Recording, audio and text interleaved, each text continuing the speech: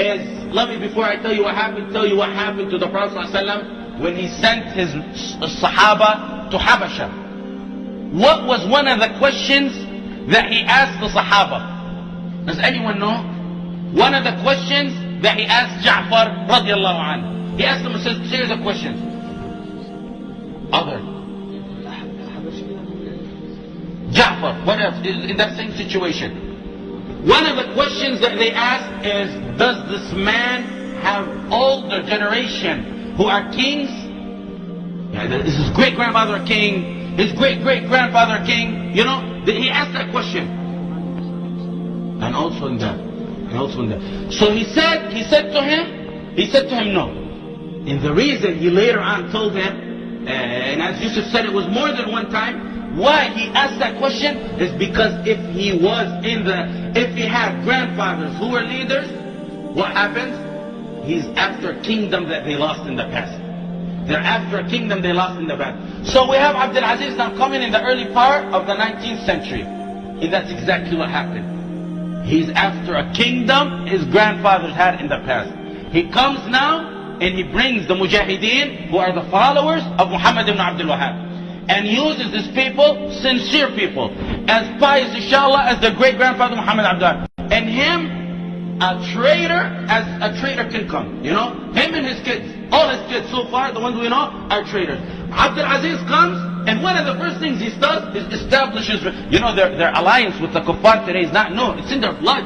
It's in Abdul Aziz's blood. It's in his older son's blood. In the early century, he sent his son Faisal, the one who got shot in the 60s. He sent his son Faisal to cut deals with the British. He went to London. That was back early in the century, to cut deals with London and establish ties with the British government. Those other people are mujahideen. Their blood is being spilled, and they're telling them, oh, that guy's tricking them. Jihad. And they're going for it. They were sincere people. Until they see a lot of signs. They see a lot of signs.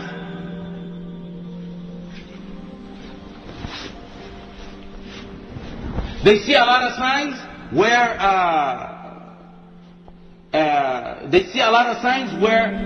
this man is corrupt. Amongst them is sending his son to United Kingdom, to London, to establish relationship. Among that is they told them, in the borders of Saudi, we got these guys who are sects like the Shia. We either give them the right Islam or we oust them out of our country. And he refused to do that. He kept expanding on the blood of these mujahideen until they got to what today is Saudi. And he said, you stop here. He said, no, we can't stop here. We got to fight till Allah's word becomes supreme all over the earth. That's what today's Saudi. He said, but the British told me you got to stop here. And they scared him with the British. You know, he's a traitor for the British. They established about the mujahideen, wallahi, like one who hates them described them. I was reading a book by someone who hates them, and he wrote this quote. He said the mujahideen were as sincere as one who hates them. He said they were as sincere as one can come. The mujahideen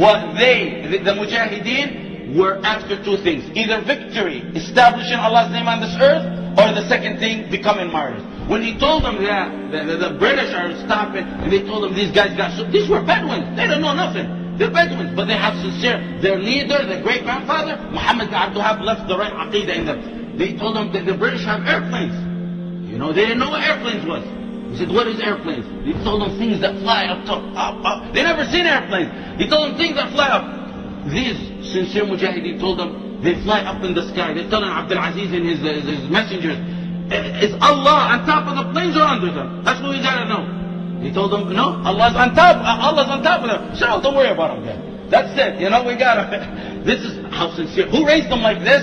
The right aqidah of Muhammad ibn Abdul Wahhab, rahmatullah alayh. This betrayer, when they told him to stop, they stopped. This was the cause of the conflict between the two sides. There was a huge conflict between the descendants of Muhammad ibn Abdul Wahhab and this traitor over here. Who is this? And later on, his sons went on to even kill them. I mean, I don't want to go into details where Faisal, you know, a lot of people think of Faisal, oh, he said that famous quote, I'm going to pray in the Aqsa. A traitor, liar, traitor. You know, and they're fooled by that kind of statements. He's a liar, he's a traitor. He killed the descendants of this man. He killed them, he annihilated. He nearly put an extinct to them. Why? Because they these, I say, Wallahi al-Azim, Wallahi al-Azim, Wallahi al-Azim, the only ones who are going to bring victory on this planet to La ilaha illallah Muhammad Rasulullah are the descendants of Muhammad ibn Abdul Wahhab. Not being like him. Because Muhammad ibn Abdul Wahhab didn't bring nothing new. Bring me quotes where he said something new. All of it is from pious scholars. All of it is the path of the Sahaba. When he comes, that's why that books of his, which have nothing in them. We got Kitab al-Tawheed, al-Usul al-Thalatha, Kashf al-Shubuhat, you know, basic stuff. They're a danger to the West. They're a danger to the West. Why? It raises men who want Allah supreme, and it raises them on the right path. It's not like those people who claim that we fight our enemies because they take our land. No, Muhammad Abdul tells you that's wrong. You fight your enemy because they're the enemies of Allah and His Messenger. We gotta keep Allah's name supreme. And Allah's name, if He was here, you know, this time, I think if He was around in our time, I think the first people He start is with the descendants of those who first supported Him, Al Saud themselves. Why? Because there's many things that he did, that they did against Islam. The man who has chapters in his book about loyalty to Allah and His Messenger. Everything fine? What's wrong? Computer messed up. You know, they have loyalty to Allah and His Messenger are chapters in his book, Tawheed.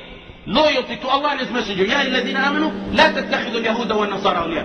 O you who believe in Allah, take not the Christians and Jews as your loyalties. O you who believe in Allah, take not the enemies, your enemies, as your loyal. The enemies of Allah and His Messenger as your loyal. You never find anyone who's a true believer who takes the enemies of Allah on his side. This text that Muhammad ibn Abdul Wahhab had over there, had he been here now, he wanted to prove it and make it reality. Just like at his time, they had the graves, and they had the shirk, and they have given oath by other than Allah, and he changed that text that Ibn Taymiyyah and Ibn al-Qayyim wrote into reality when it became a deviance. Now we need someone who takes the text out of Muhammad ibn Abdul Wahhab when he talks about the loyalty to kuffar and how the, you know, what our position is on the deviant sects and how we should be loyal to our brothers, and make that text into a reality. The same way they needed people to raise every time what we should do about graves and about shirk and all that, you know, that we know about Tawheed. We need someone now to teach these people what it is. You know, just a few weeks ago, the king over there issued asylum and freed everyone of Ismaili sect. This is a sect that's a kafir sect. They have a major deviants believe. You know, even Shia themselves consider this sect kafir. They're major deviant sect. They go and cause and rebel against the government and kill someone. This was months ago. And they get captured.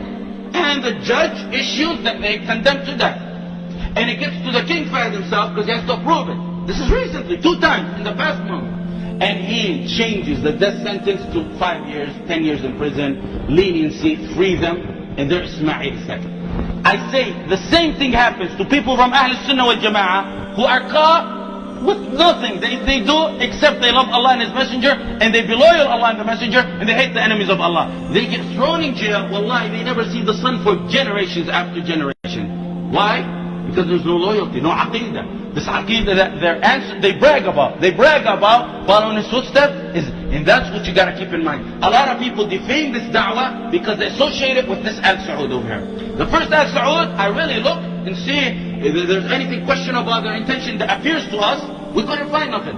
But these, from the time of Abdul Aziz till now, we see nothing but traitorship, corruption, governing by other than Allah ordered. And that's one of the things, that people defame the Salafi da'wah, that which they call the Wahhabi da'wah, because of this kind of thing. And they're all from the east to the west. رفعوا التميز راية هم في العزيمة همة الأنصار هم للطريق مشاعل الأنوار هم للنسيم